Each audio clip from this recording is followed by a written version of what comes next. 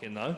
They just asked like the most. I was trying like it's so fucking hard. Like, see how they turn it out, edit it down and that.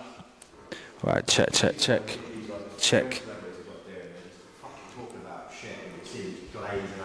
Yeah. It's fucking hard, man. And like, I remember when I won the British title, and I sat in the changing room and I had 7 interviewers back to back. And they just come in one by one, that's the same question. I was like, oh. Boring. By the 7th one, I was just like... Boring.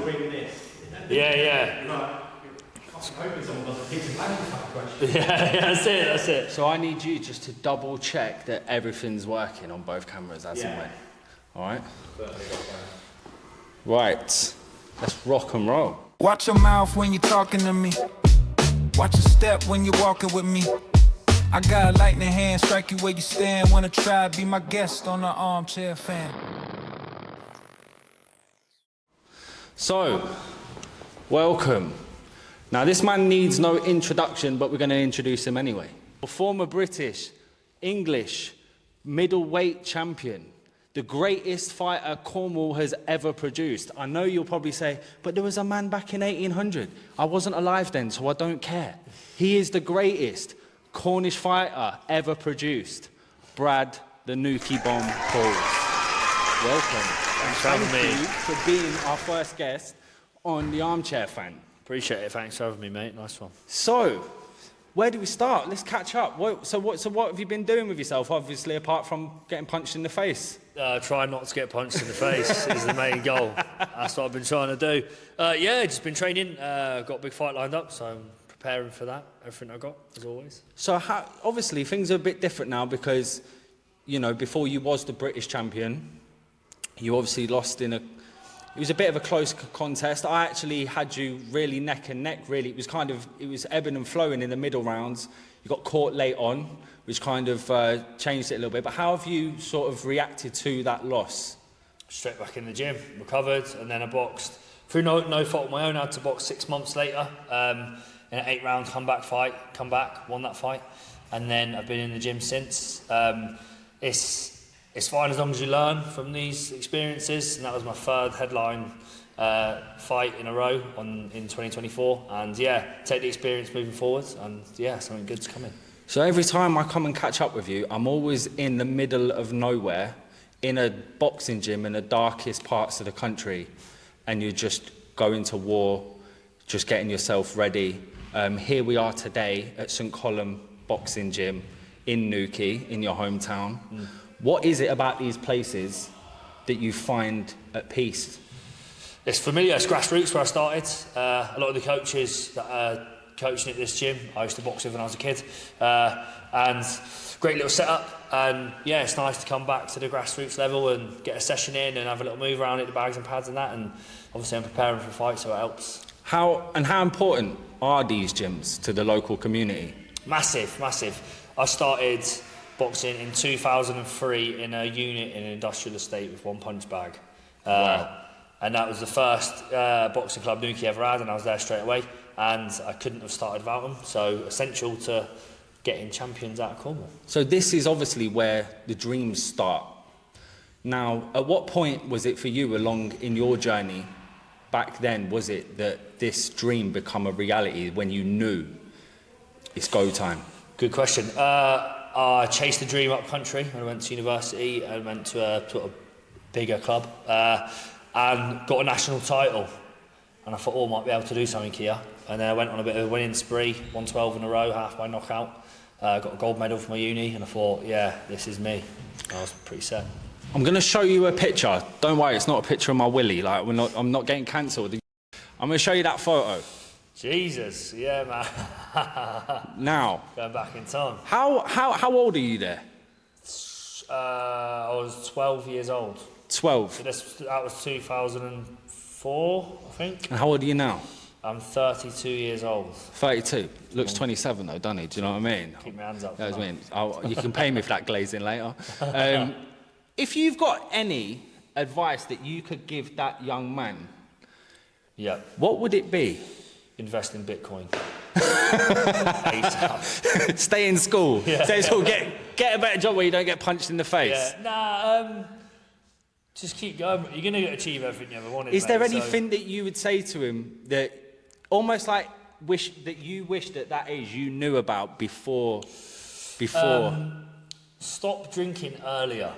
Yeah. I've been sober 3.5 years, and I think I wish I stopped sooner. That's my only little regret in my life. Is that something that you've noticed as you've got older? Is it something that has come back to bite you in the arse a little bit as you've got older? No, it's just a bit of hindsight. I'm just so more effective and efficient and well-rounded and in control when I've not been drinking. I never drank a lot anyway, but I've just got an extra 15-20% from not drinking, and I only figured it out at, I don't know, 29. So when you look back at pictures like that, what would you say is the most evolved aspect of Brad Pauls? What is the bit that have, is it the taking a step away from the party lifestyle, the way that the Newquay mentality can be sometimes?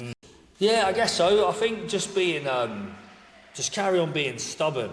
Like I was always like never miss a session and that, and always like did the extra little bit. And from 10 till now, I'm still the exact same way I was. It's like, I'm not going to take the easy route. If there's a shortcut because I feel a bit tired, and take that route. I was never like that then. I'm not like that now. I wouldn't skip out on a run because I was tired. If I had to do it, I had to do it, whether I was 10 or I was 32. So I'm glad I'm stubborn the way I am now, as I was there. I've been consistent. Yeah. So one of the things that we've got to talk about is obviously the elephant in the room, which is obviously your opponent coming up. He is the current, or as you say, he's got a European belt of some kind. A 6'3" middleweight. Yeah. You don't get many of them.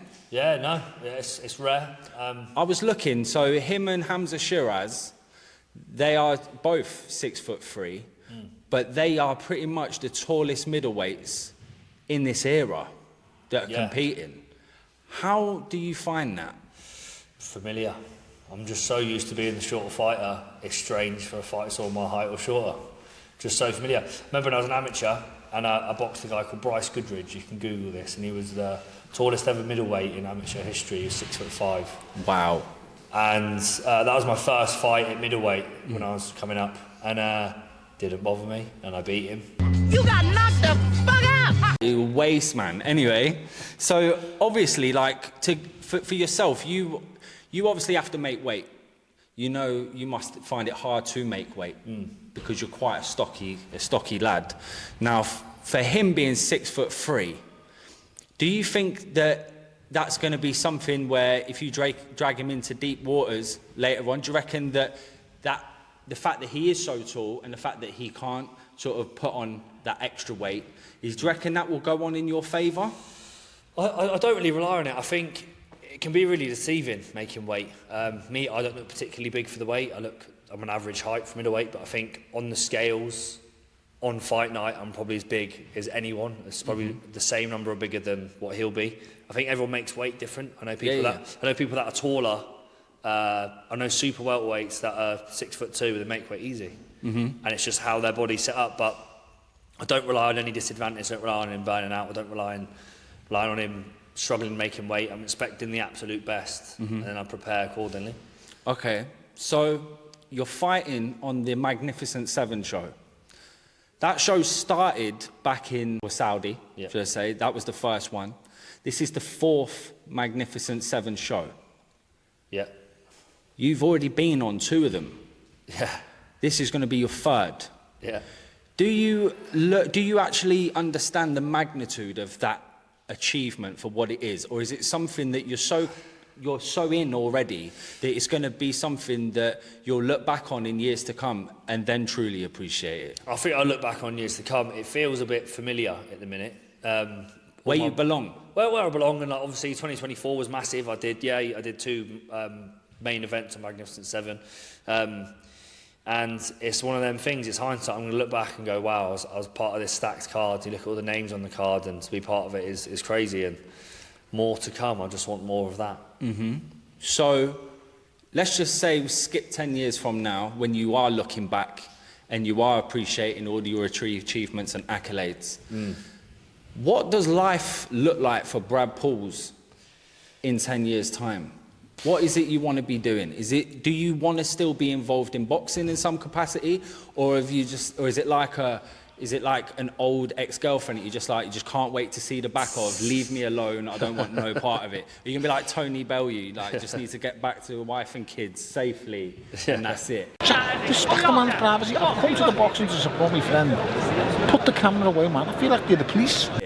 Good question. I think it'd be silly not to use what I've learned in a positive way. I was a little scruff from Newquay who had no one to, not too much guidance to sort of help me out. So if I can add that where I didn't have it to my hometown, that'd be amazing. I'm going to have to carry on doing boxing. I can't do something since I was 10 then just cut it out completely. It'd just feel 100%. Wrong. And depends how much money I make, to be honest. If I make a load of money, I'll just be a coach. You know, we find a couple of Saudi fights and we're good.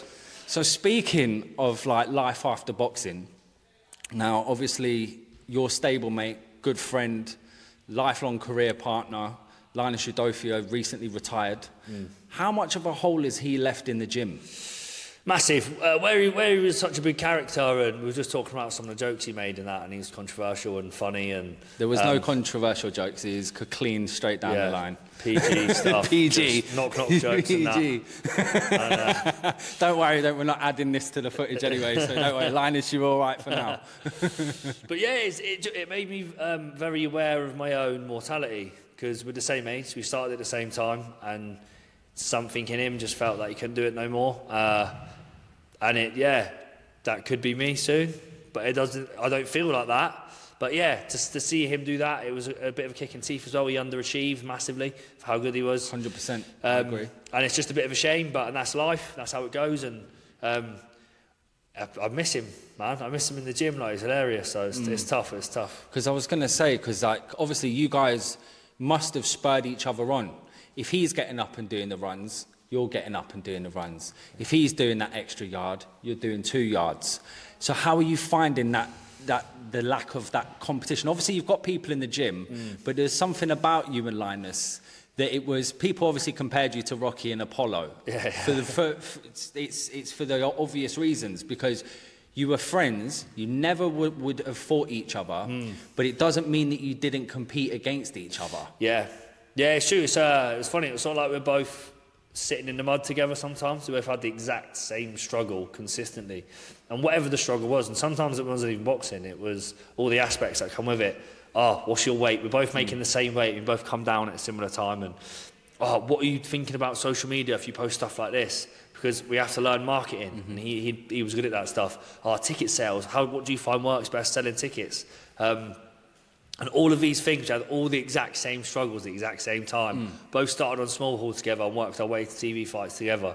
So it was nice to have someone to go through that struggle with. And yeah, he's definitely left a massive hole, him leaving, but it's just life, innit? It's tough. So obviously where you always, like I said, he gets up and does the runs, you get up and do the runs. Because he felt like it was the end, do you worry, or should I say, as a fan and as a friend, I was worried at first. My initial thought was, I really hope that doesn't rub off on you, because of the fact that whatever he did, you was doing. Yeah. And you two were so like that I was genuinely, as a fan and friend, I was worried, because I was like, I really hope that you still find it. Because now, in a way, you're not just fighting for yourself, you're fighting for him. Yeah, definitely. I don't think it would deviate from my plan at all. I know what I've got left to achieve in boxing. I know what I want out of boxing. It's not ideal that he left, but I think, the stubbornness is still with me. Like, I'm not just gonna pack He's it still in floating around anyway. He's like an old fart. Like, he thinks he's going, but he still keeps his toe in. I bet he just loves to come and wind you guys up, doesn't he? He does, but he misses the banter in the gym. That's what it is. He loves it. So, obviously, I'm guessing he'll be at your next fight. Will he be waving the Cornish flag? Yeah. First Nigerian to be running around with a Cornish Nigerian flag. Cornishman. I can't believe it. But we've adopted him anyway. And he comments, Kano by spiking on my post. I know, he does. I don't know. It just makes me laugh. I've lived here for 27 years. Bro, I don't even know what that means. That's what I mean. That's what I mean. He's more Cornish than you, mate. He's more Cornish than me. I can't believe it. Unbelievable scenes. So obviously now, with the fight being in January, pain in the arse, Christmas is fucking down the Swanee. Yeah. What do you do? Trade through it, man. It's just another sacrifice. Done plenty in my life. Just another one. Add it to the list. Charge it to the game. When, like, obviously to people, when they say, like, you know, like, do you want a mince pie and that, you're going to go, nah, I'm on a diet. But if you walk past and no one's looking, are you going to just a little sly one? Because no one's going to know. God knows. God's watching me. You know? I've been watching you. Jesus knows. The scales know. The scales will know. So I've got to be my best behaviour, but yeah, I'll pop down for a couple of days. I still train every day and see the family and that, but yeah. Now, one of the last questions, or main questions, it's the most important of all, because it's been weighing on my mind for a lot. You've made comments before about you'd fight your own mum in Saudi, and I just need to know, how does that fight play out? Because I'll be honest, I think she does you in 3. I'm just saying. I'm just saying. Like, your old man must have the bob and weave game locked. Because I mean, I got the genetics from somewhere, didn't I? I inherited from somewhere. I think, yeah, I'll just put her out of her misery, to be honest, and take her on holiday, and she'll be thankful. See, this is it now. We were talking about trying to not get people cancelled. You just said you'd knock your mum out. Like, this is why. Like, you don't mean it. It's just all jokes. Everyone's got a price. Everyone's got a price. Everyone's got a price. To be fair, mine would be cheaper than that. Like, mine would be cheaper than you think to do my mum. She's done my head in for years, and you know what I mean? But, yeah. To be fair, no, I don't have the fitness. I reckon my mum would do me. I'm not going to lie. It's a tough one. She's in her 50s and that. 50 fight, that. Yeah. So, what have you got to say to your fans in preparation for your fight? Have you got any special words for anyone? Just, yeah, massive love to everyone who supports. I know it sounds really cheesy in that, but to get, I'm going to probably have 150, 200 come up to Manchester from Cornwall. In this climate, with the cost of living and that, is mental. And it's my birthday weekend. It's destiny. And if you can't make it and you are a supporter, I'm very grateful. Usually most of the bars in Newquay show it, so if you want to go walk about central places like this, tune in and enjoy the show. Keep supporting, and big love to everyone. Big fight coming. I'll say, make sure you support more.